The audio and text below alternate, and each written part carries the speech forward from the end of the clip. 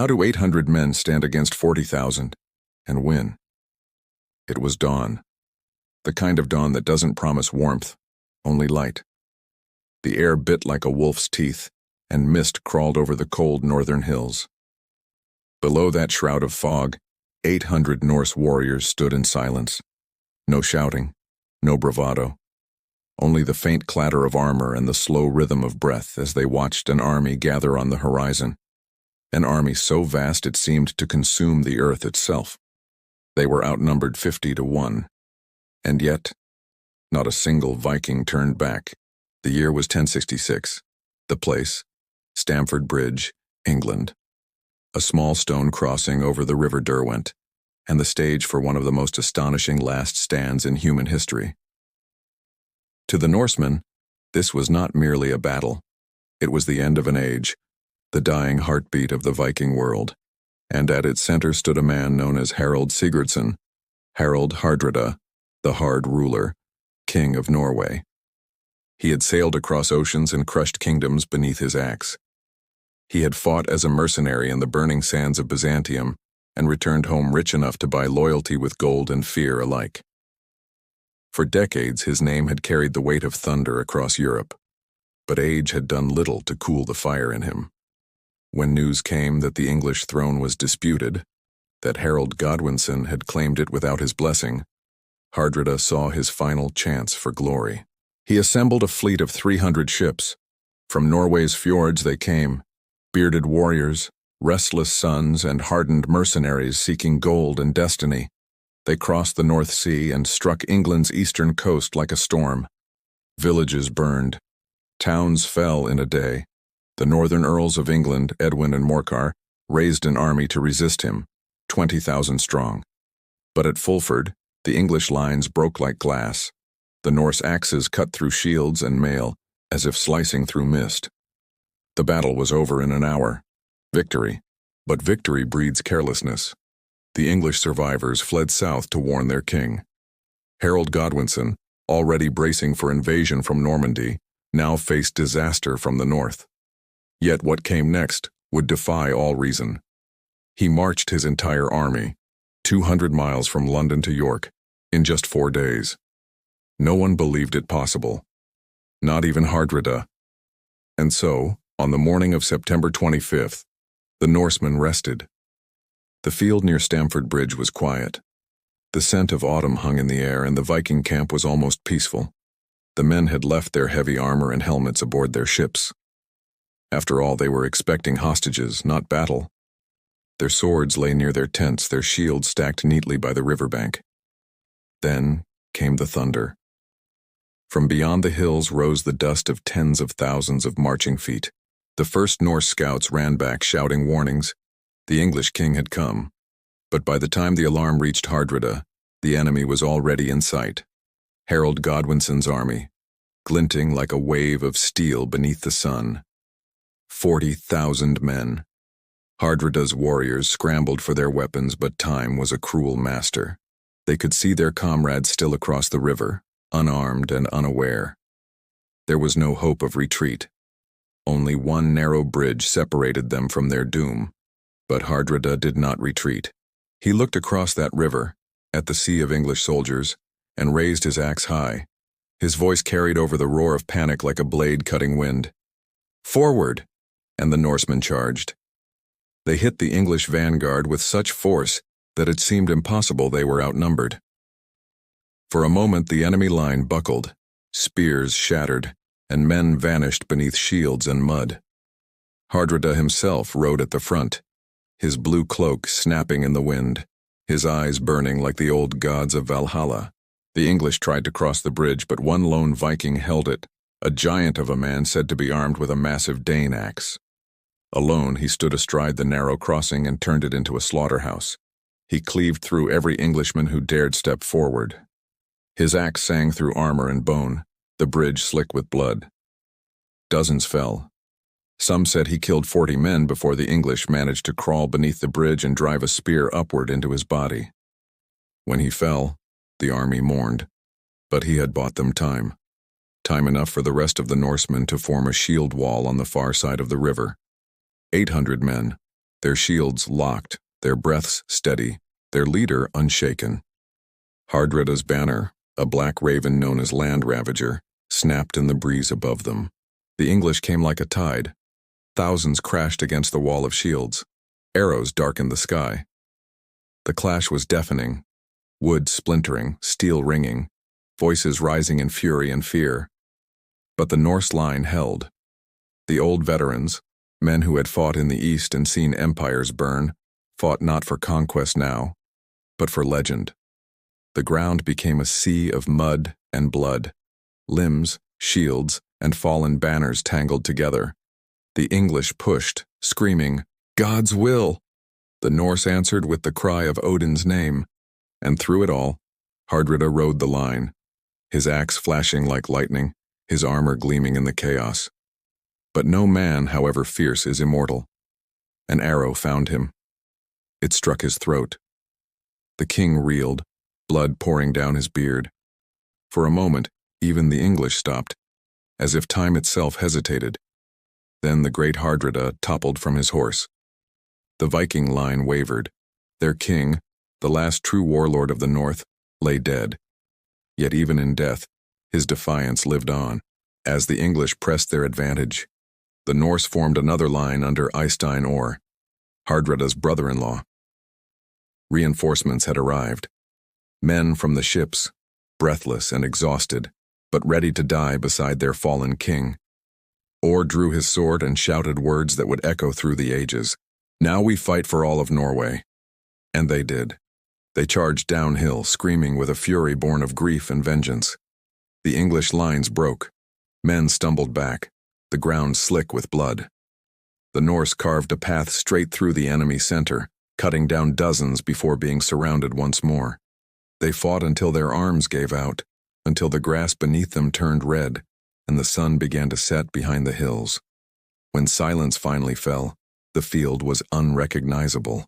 800 Norsemen had faced 40,000 enemies, and though they were slain almost to the last, their courage had turned a simple battle into legend. As the English walked among the fallen, even they could not help but bow their heads. For in that ruin, they saw something greater than victory.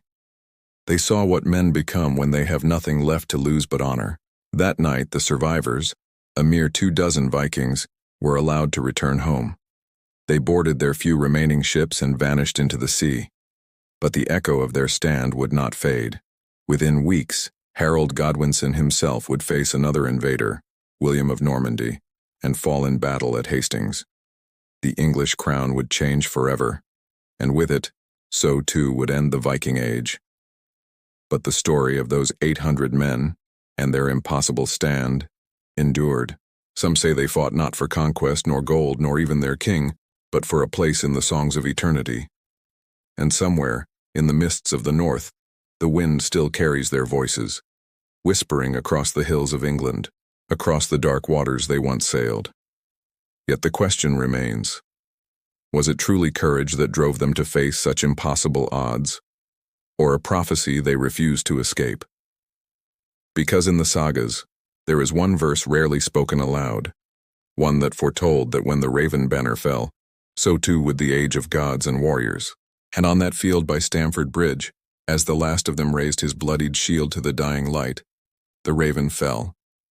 But legend never dies. To this day, historians argue over what truly happened on that bridge, and whether the English victory was the dawn of a new world or the death of an old one. Yet one truth remains undeniable. 800 Norsemen faced 40,000, and for a single burning moment, they made time stand still. But the strangest part of all is what happened next. Because among the fallen something was found, something that should not have existed, and it would change everything we thought we knew about that final Viking stand. The field of Stamford Bridge had gone silent. The smoke of battle drifted like ghosts over the corpses of men who had once sung the songs of gods. The river ran thick and red, carrying with it the ashes of an age that had ended with steel and sorrow. The English king, Harold Godwinson, stood among the ruins of victory, his armor dented, his face streaked with blood and sweat. But behind the mask of triumph was a hollow stillness. He had won, But at what cost? As his soldiers scavenged weapons and gathered prisoners, one of them shouted. They had found something strange near the broken Norse banner. Harold turned, walking toward the sound of the man's trembling voice. There, half buried in mud and blood, lay an object no one could name. It was a disk of blackened metal, smooth, cold, and carved with runes that shimmered faintly even in the dying light. It looked ancient, older than any kingdom that stood upon that soil. The English soldier knelt to touch it, but the moment his fingers brushed the surface, he recoiled as if struck by lightning. The disk pulsed once, just once, and then fell still. The men crossed themselves. To them, it was witchcraft. To Harold, it was an omen. He ordered it taken to York, sealed, and guarded. None were to speak of it, but rumors have a way of traveling faster than commands. Some whispered that it was a relic from Odin himself, a token of the gods who had forsaken their warriors. Others said it was a curse left behind by the Northmen to mark the one who had slain their king. That night, as Harold lay awake in his tent, he dreamed. He saw the bridge again, the fog, the roar, the clash of shields. But this time the Norse were not dying. They stood unmoving, staring through the mist, their eyes pale and unblinking. And in the midst of them Harold Hardrada rose from the ground. His throat still bled, his armor cracked, yet he smiled. "You have not won," the dead king whispered. "You have only delayed the storm." When Harold awoke, the air was colder than it should have been. His men stirred uneasily, saying that the night had been filled with strange sounds, distant horns, the creak of oars where no ships should be. The king brushed it aside as exhaustion, but deep down, something gnawed at him. Days later, the relic disappeared. The guards assigned to it were found dead. No wounds, no struggle, just lifeless, as if sleep had turned to stone. The chest that held the object lay open, the runes burned into the wood like brands. And from that day on, those who had been at Stamford Bridge began to fall ill. They spoke of shadows moving in their camps, of a voice whispering in Old Norse in the dead of night. Meanwhile, in Norway, word of Hardrada's death reached the fjords like a funeral bell. The wives of warriors lit torches on the cliffs, watching their light flicker across the water, as if searching for ships that would never return. But one man, one who had escaped the slaughter, brought back more than grief. He was a scout named Bjorn Stenulfsson, one of the few who had fled before the bridge was sealed. He limped into Nidaros weeks later, his face hollow, his eyes haunted. The villagers said he spoke little, but what he said chilled them to the bone. He told them the English had not won through courage alone. He had seen something rise from the mist, something that turned the tide when all seemed lost. "They brought fire that was not fire," he muttered, a sound that cracked the sky. Men fell without blade or arrow. No one believed him. They said grief had broken his mind.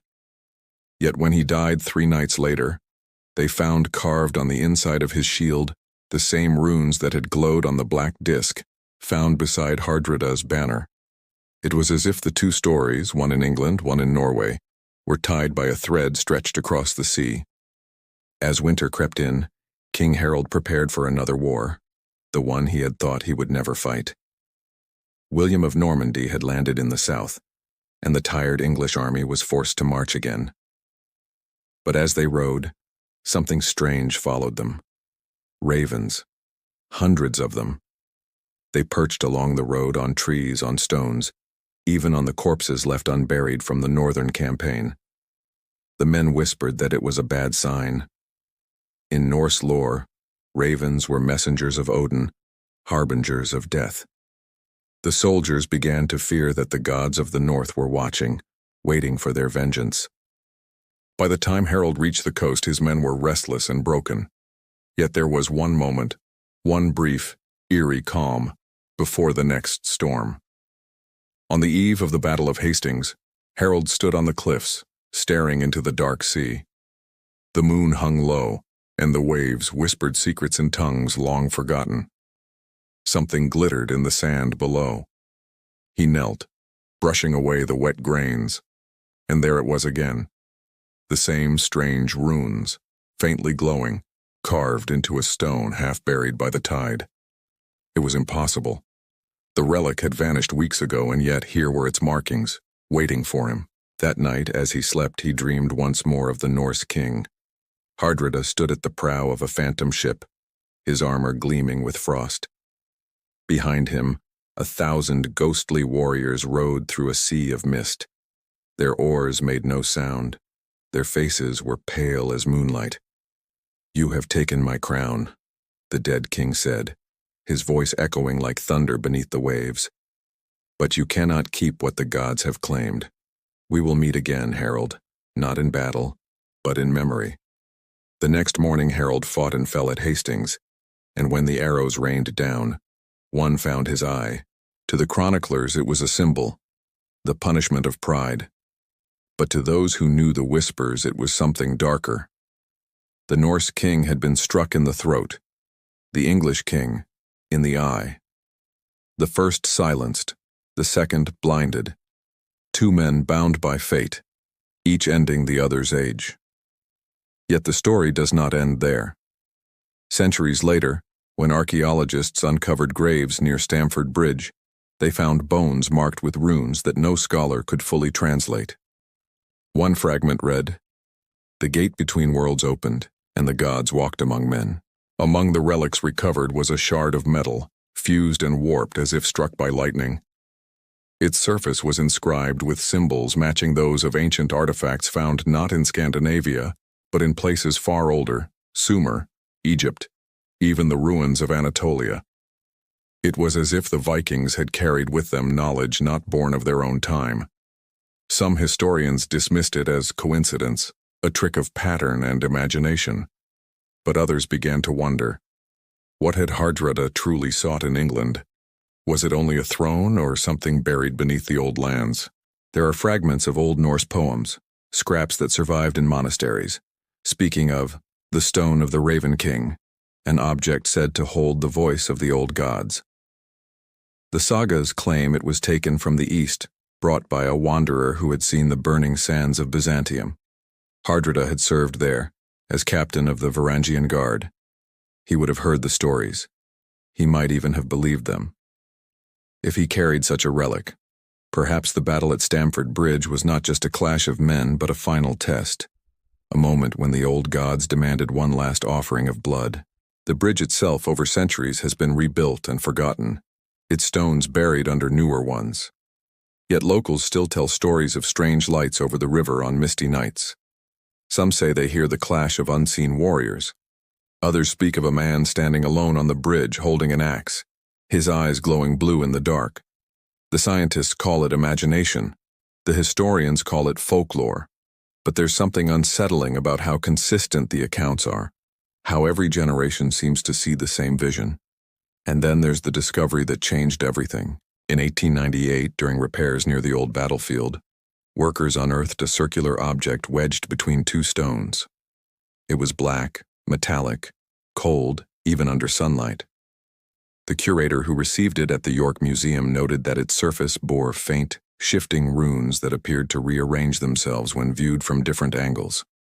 The artifact was labeled Norse decorative plate, photographed once, and then, inexplicably, lost. The photograph remains. If you look closely, the runes etched around the edge form a pattern that translates roughly to one haunting phrase: "The storm will rise again." No one has ever proven its authenticity, but one historian claimed that when he held the photograph under a blacklight, the faint outline of a raven appeared, its wings spread wide, its beak open, as if in silent cry. Perhaps it was an illusion, or perhaps the echo of something far older than the Vikings themselves. Maybe that's what Hardrada knew, that the battle was never about England, nor even about thrones. It was about remembrance, about carrying the old power into the new world, one final time. And maybe that's why the ravens still circle that field on quiet mornings when the mist curls low and the wind sounds almost like chanting. Because some wars don't end when the last sword falls. They linger, in whispers, in symbols, in the places where legend and history bleed together. And on that cold northern riverbank, where 800 men defied 40,000. The story is not over. Something still waits beneath the earth, silent, patient, remembering. And soon, the world will remember too. The wind over Stamford Bridge changed. It no longer carried the scent of war, but something colder, something ancient. Centuries had passed since the blood dried on that field, but the land remembered. Beneath the grass, under the layers of silt and stone, there was still something breathing, something that refused to die. In the early spring of 1911, an excavation team from the University of Oslo arrived in Yorkshire to study Viking burial sites. Led by Professor Erik Lund, a quiet man with eyes that seemed always lost in thought, their goal was simple: to find proof of Norse settlements in the north of England. But what they uncovered went far beyond history.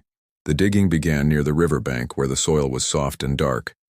Locals had warned them, half-jokingly, that the ground there was cursed, that tools left overnight came back rusted, and that at night the air shimmered faintly blue. The team laughed it off. Scholars, after all, are trained to believe in facts, not folklore. But on the third night, something shifted. Lund was alone at the site, lantern flickering beside him when his spade struck something solid. At first he thought it was a stone, smooth, rounded, but when he cleared the dirt away he saw faint carvings beneath the grime. His breath caught. They were runes, the same markings whispered about in forgotten sagas. He brushed the dirt away with trembling fingers. The moment his skin touched the surface, the lantern flame went out. Darkness. Absolute, suffocating darkness. And then, a whisper. It wasn't in English or even in any language he knew, but he understood it all the same. A single phrase, spoken like a memory echoing through time. The storm will rise again. When the light returned, Lund was shaking. The object was still there, half buried, black, cold. But now the air around it seemed charged, as though the earth itself was humming. He called for his assistants, and together they unearthed the artifact fully. A disc, roughly the size of a man's hand, forged of metal that defied every test they later tried on it. They packed it carefully, sent word to the university, and celebrated their find. But that night in the nearby village, the dogs began to howl. The locals said the river glowed pale blue beneath the moon, and a low drumming sound came from somewhere beneath the ground. A farmer swore he saw men in shadow walking along the ridge, tall figures in armor that reflected no light. By morning, the team's tent had collapsed. 2 of the workers were missing. Lund was silent for the rest of that day. He said nothing to the authorities, nothing to the villagers. But in his journal, which would only be found decades later, he wrote one line: "It isn't an artifact, it's a key." What it unlocked, he never discovered. Or perhaps he did, and never lived to tell. Because within a week the excavation site was abandoned. The remaining crew vanished, and the artifact disappeared once again, lost to the archives of time. But history, as always, circles back on itself. In 1942, during the chaos of the Second World War, German archaeologists searching for Norse relics under Himmler's Ahnenerbe program stumbled across old records of Lund's discovery. They believed the artifact was connected to the mythic Spear of Destiny, a relic said to grant victory to those who possessed it. Their obsession with ancient power led them north, to the same forgotten field near the river Derwent. What they found was not victory. The excavation began under secrecy. Locals were evacuated, roads closed. They dug deep, following faint traces of Norse burial mounds. But on the 7th day, one of the men screamed from inside the trench. His comrades found him clawing at the dirt, shouting in broken Old Norse words none of them could understand. When they pulled him out, his eyes were completely white. The commander ordered the pit sealed. But that night the men stationed nearby reported strange lights, columns of bluish fire rising from the ground, pulsing in rhythm like the beating of a heart. Some claimed they heard voices calling from beneath the soil. Within days, the entire operation was terminated. The German files labeled it unstable phenomena, classification unknown. The artifact vanished again, this time buried beneath a classified seal that would last until the Cold War, and yet In all these disappearances, there's one common thread. Every man who touched it reported the same dream. A sea of mist, a bridge of stone, and 800 shadowed warriors standing in silence, watching. Their leader, his throat still bleeding, holding the black disk to the sky as if offering it to something unseen above. Decades passed. The world forgot. Until 1973, a young historian named Alice Brandt discovered Erik Lund's lost journal in the archives of the University of Oslo. It was hidden inside a hollowed-out copy of the Poetic Edda. Most of its pages were ruined by water, but several entries remained legible, enough to reignite the obsession. Alice wasn't like the others who came before her. She wasn't searching for power or fame. She wanted truth. Her father, a war historian, had been stationed near York during the German excavations and had vanished without explanation. His final letter had contained only 3 words. The raven calls, so she went to England. The village near Stamford Bridge was quiet, forgotten, the river now little more than a gentle stream winding through farmland. But when she arrived, the locals still avoided the northern fields. "Cursed," they whispered. "Bad ground." She didn't listen. Her first night there, the fog came rolling in thick and low, muffling every sound. And in that eerie silence, she heard it, the faint rhythmic beat of something beneath her feet. Like drums. The next morning, she began to dig. By the 3rd day, her shovel struck metal. It wasn't the disc, at least not yet. It was a helmet, old and corroded, the crest shaped like a raven's head. Inside, she found a strip of blackened cloth wrapped around something that gleamed faintly even through the dirt. The disc. It was smaller than she expected, no bigger than her palm, but impossibly heavy. The runes around its edge pulsed faintly, almost like they were breathing. She carried it back to her small rented cottage wrapped in cloth. That night, unable to resist, she set it on the table and began to trace the carvings with her fingertips. The air shifted, the lamps flickered, the temperature dropped. And then came the sound, a deep resonant hum, rising from nowhere and everywhere. She backed away, heart pounding. The shadows on the walls seemed to move against the light, bending, reshaping.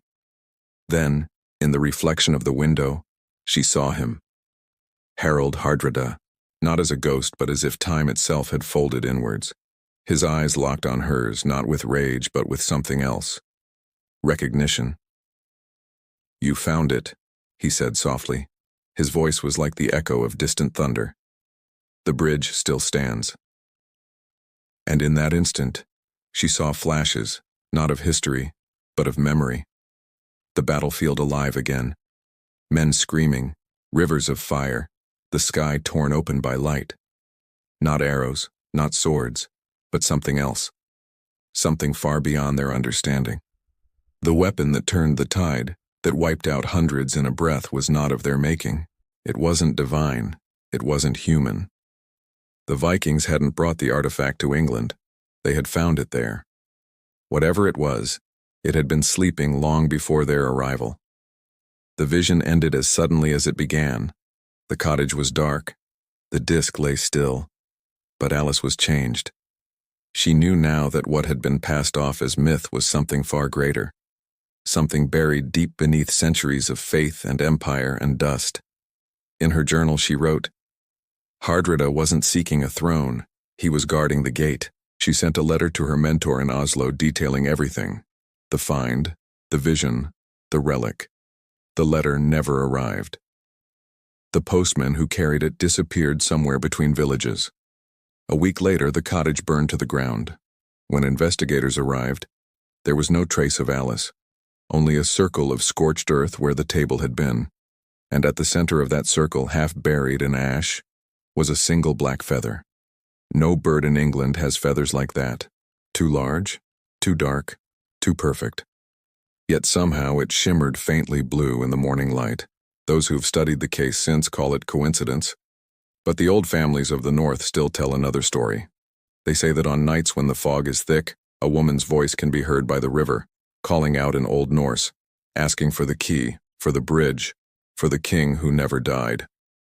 And if you listen closely, you might hear another sound beneath it, the slow, steady beat of wings. Because perhaps the artifact wasn't meant to destroy. Perhaps it was meant to summon. And if that's true, then the bridge isn't just a place in England. It's something much larger. Something waiting to open once more. And the moment it does, the storm will not rise again. It will never end. When the battlefield finally fell silent, the wind returned. It drifted across the blood-soaked fields of Stamford Bridge, carrying with it the faint sound of banners flapping, the caw of distant ravens, and the whisper of rain beginning to fall. The sky, once burned orange with fury, had turned pale gray, as if the heavens themselves mourned what they had witnessed. The English soldiers moved among the dead, their boots sinking into mud and ash, searching for survivors, for tokens of victory, for proof that the nightmare had ended. They found little but ghosts. Among the tangled corpses, the armor of fallen Norsemen gleamed faintly beneath the rain, their axes still clenched, their faces calm, not like men defeated, but like warriors who had made peace with the gods before the final blow. Even in death, their defiance lingered. King Harold Godwinson himself rode through the field, his horse hesitant on the slick ground. He looked upon the ruin his brother's betrayal and Norway's ambition had wrought. The victory should have felt glorious, the kind of triumph sung in halls for generations, yet there was no song in him. He saw the bodies of men who had come to claim a crown, and instead found eternity. And then came the murmur, a commotion near the bridge. A group of English soldiers had gathered around something half buried in the mud. Not a weapon, not armor, but something stranger. A small object of metal, dull and weathered, its shape unlike anything they'd seen before. They dug it free carefully, passing it between them with awe and unease. It was smooth to the touch, warm even in the cold rain, and etched with patterns no one could read. "Bring it," the captain ordered, and it was carried to the king. Harold took it in his hands. The object was roughly the size of an apple, but heavier, impossibly so. Tiny channels ran across its surface, intersecting at precise angles, forming symbols that seemed to shift when light touched them. It didn't belong here, not among the blood and bodies of the 11th century. It looked older, much older. "What do you make of it?" one of his men asked. Harold said nothing. He simply turned it over once, then twice, feeling its warmth pulse faintly through his glove. Finally, he wrapped it in cloth and tucked it into his cloak. "Nothing," he said quietly. "It's nothing." But the men who saw his eyes knew he didn't believe that. For days after, the artifact was kept hidden. Harold ordered silence, no mention of it to the chroniclers or the priests.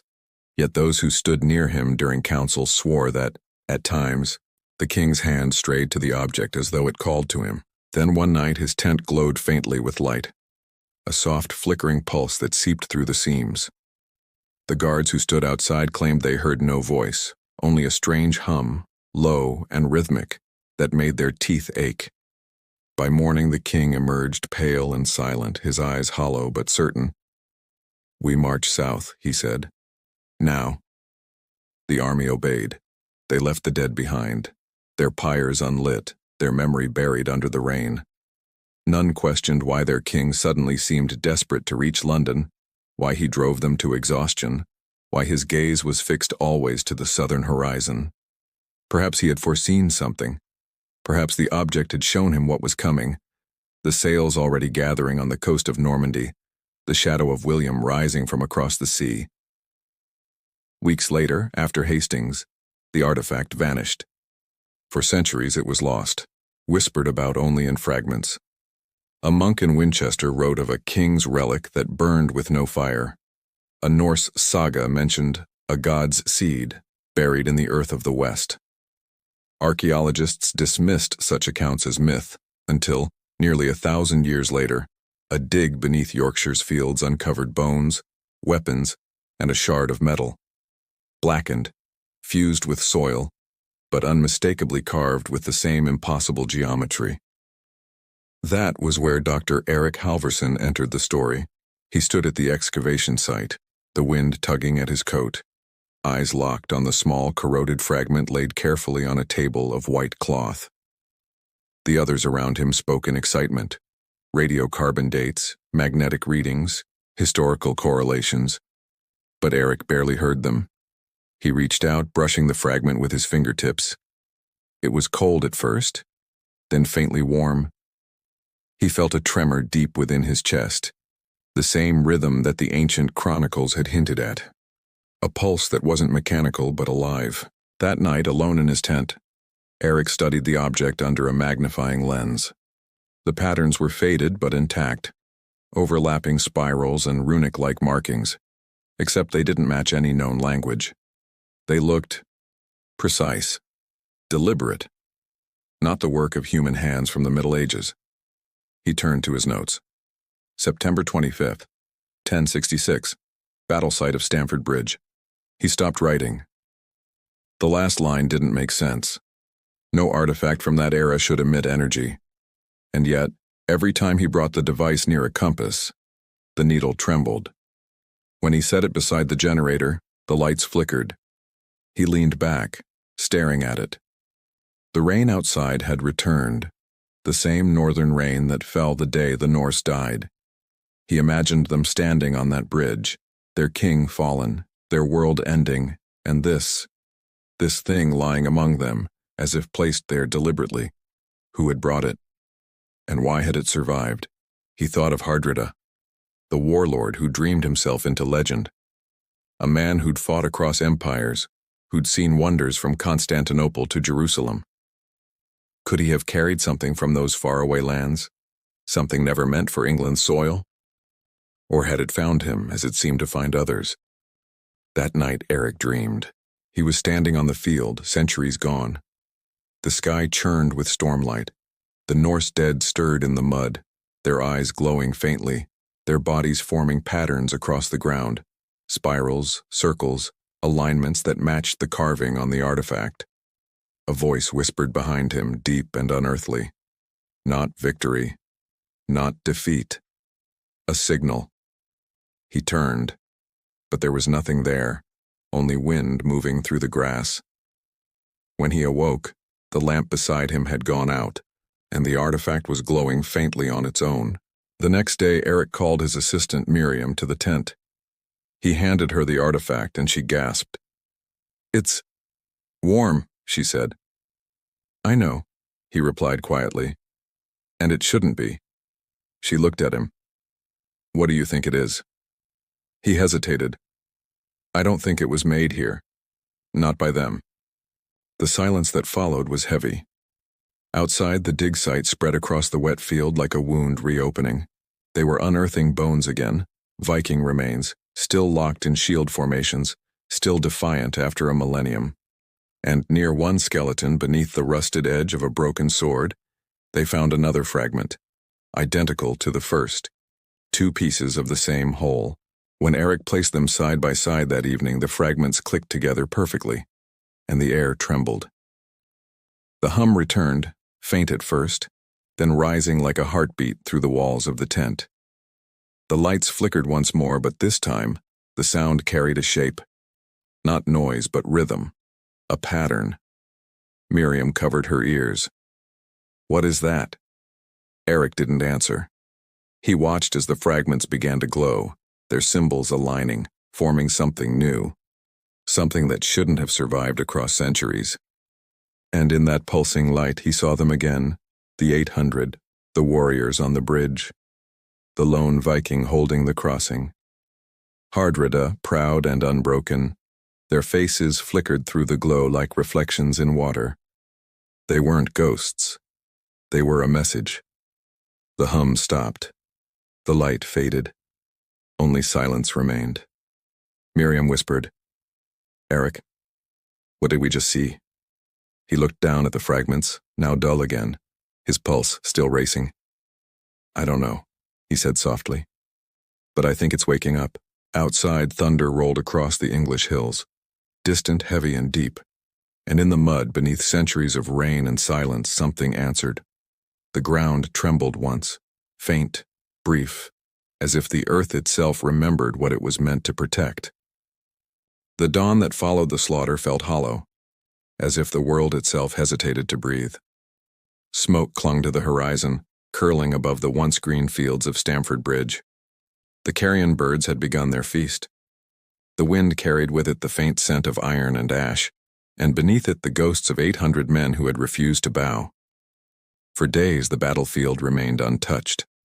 The locals whispered that the ground was cursed, that the soil drank too much blood that day, and remembered every drop. Weeks later, when the English returned to bury the dead, they found something that didn't belong. A small, rune-carved disc of obsidian clutched in the blackened hand of a fallen Norse captain. The runes shimmered faintly in the morning light, though no one could explain why. It was taken first by a soldier, then a monk, and finally locked away in the stone vaults of York's cathedral, where it was said to hum softly at night, as if murmuring the final cries of the men who carried it into battle. Centuries passed. The land changed hands, kings rose and fell, and the story of that impossible stand faded into myth. Only fragments survived, sagas told in smoky halls, fragments of verse scratched onto animal hide, and the nameless artifact hidden beneath a church that had forgotten its own sins. But legends have a way of resurfacing when the world grows quiet enough to listen. In 1892, a young historian named Erik Thorson arrived in York, his boots still caked in mud from the northern fens. He wasn't searching for fame or fortune. He sought truth, the kind buried beneath centuries of silence. He had heard the stories as a boy, of 800 Norsemen who fought like wolves against 40,000 and nearly turned the tide of destiny. His grandfather had whispered that they were guided by something beyond steel or courage, something sacred. In the archives, Erik found references to the Black Stone of Heimdallr, a relic said to have been carried by the sons of the North on their final journey. No one knew its origin. Some claimed it was forged from a fallen star, others that it was a fragment of Odin's lost spear. But what caught Erik's attention wasn't the myth, it was the location. The records described the artifact being moved from York's crypt in the mid-13th century, after the cathedral's reconstruction. The trail ended abruptly. Erik's obsession grew. He spent months tracing faded letters, obscure monastery logs, and forgotten sagas that mentioned the stone. All pointed toward a single truth. The artifact was more than a symbol. It had been a weapon of spirit, a relic of unity among the Norsemen. The sagas spoke of its glow in battle, not as magic, but as a reflection of faith so fierce it became tangible. One evening, while poring through an untranslated Norse fragment, Erik found words that chilled him. When the gods turned their gaze away, the stone remembered their fire. The ink was faded, the parchment torn, but the intent was clear. The artifact was meant to preserve something divine, perhaps not power but memory. He knew where he had to go. Deep beneath York Minster, in the forgotten crypts where even the priests seldom walked, the air was thick with age and whispers. Torch in hand, Erik descended narrow stone steps slick with moisture, the smell of moss and candle soot clinging to his breath. His light caught inscriptions, runes half erased by time, and in the silence between his heartbeats, he thought he heard faint chanting. He reached a sealed alcove, its entrance blocked by slabs of limestone and iron chains that had not been touched in centuries. Something pulsed faintly behind it, a warmth, a vibration that hummed through the air like a distant drumbeat. With trembling hands, Erik pried loose the stones, his fingers bleeding against the cold rock. Inside, resting upon a bed of ancient cloth, lay the obsidian disc. The same carvings, the same faint shimmer. He froze. The torchlight danced across its surface, revealing not just runes, but faces, shifting, ghost-like reflections of men with braided beards and blood upon their brows. For a moment, Erik felt the world tilt. He heard a rush of waves, the clang of steel, the roar of thousands, and then silence. He reached out. His fingertips grazed the edge of the stone, and in that instant the crypt fell away. He saw flashes, the battlefield alive again, the sky bruised with storm clouds, the 800 standing shoulder to shoulder beneath a banner torn and soaked in crimson. Their leader raised his sword and shouted words that cut through the wind. "We are not here to survive. We are here to be remembered." The vision tore through Eric like fire. He stumbled back, gasping, his torch clattering to the floor. But he understood now. The Norsemen's defiance had not been blind bravery. It had been communion.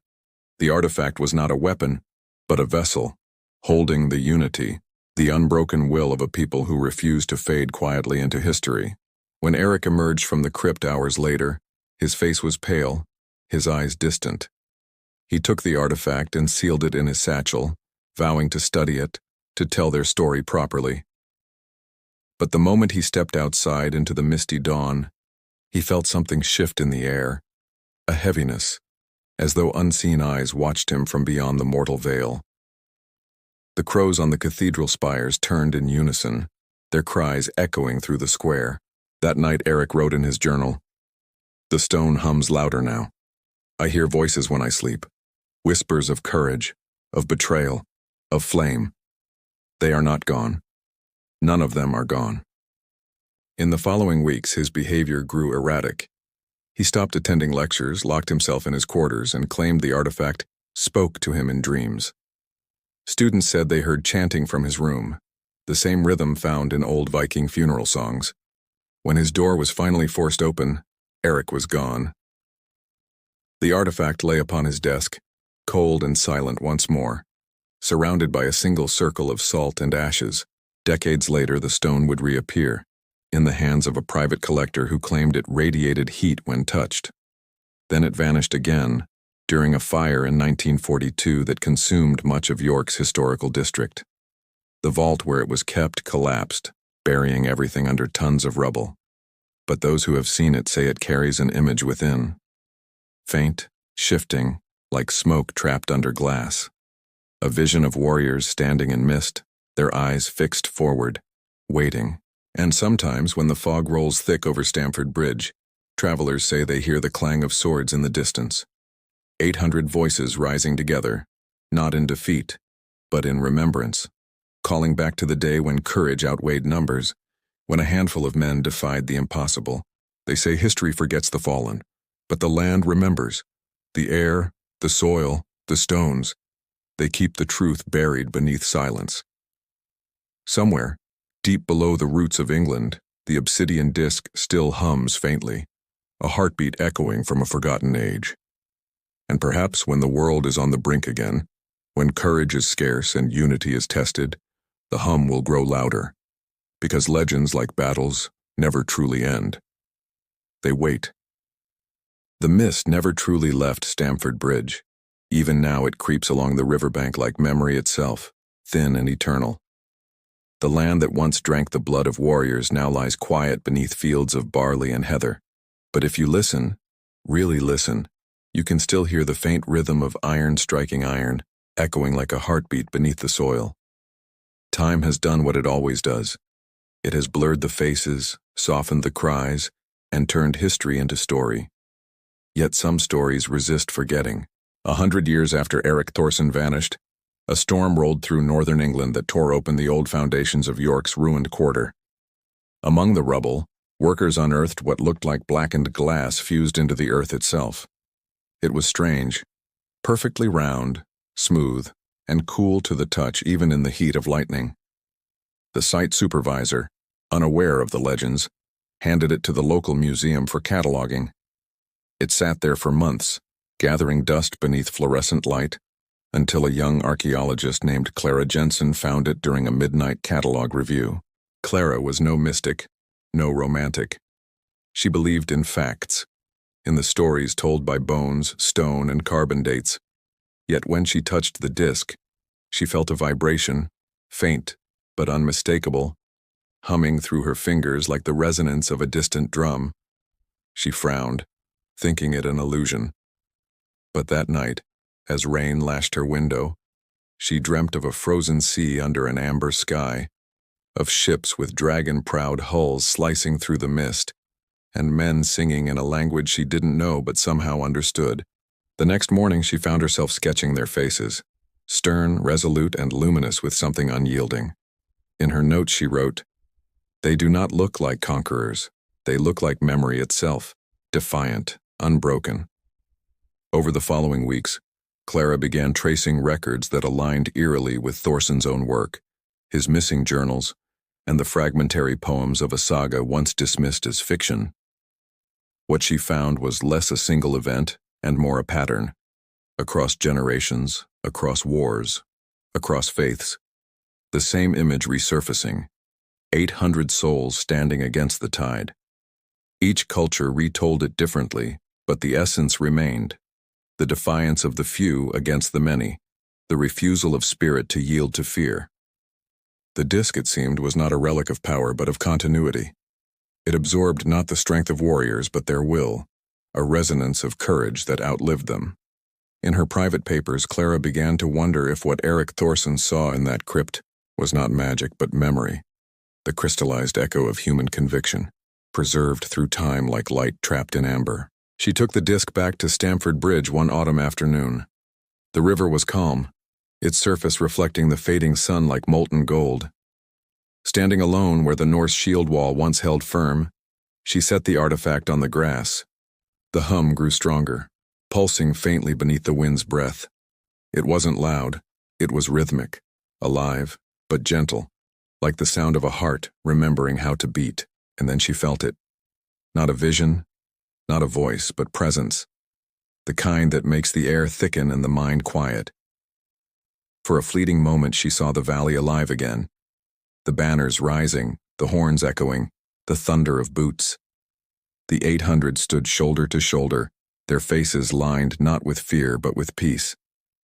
Behind them, the mist swirled and took shape, the faint silhouette of the sea, endless and calling.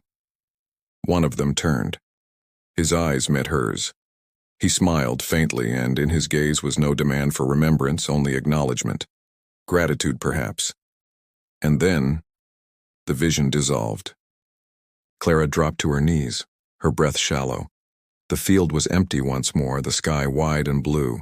The disk lay silent at her feet, its shimmer fading into ordinary darkness. She realized then that the artifact had never belonged in vaults or glass cases. It was not meant to be studied or owned.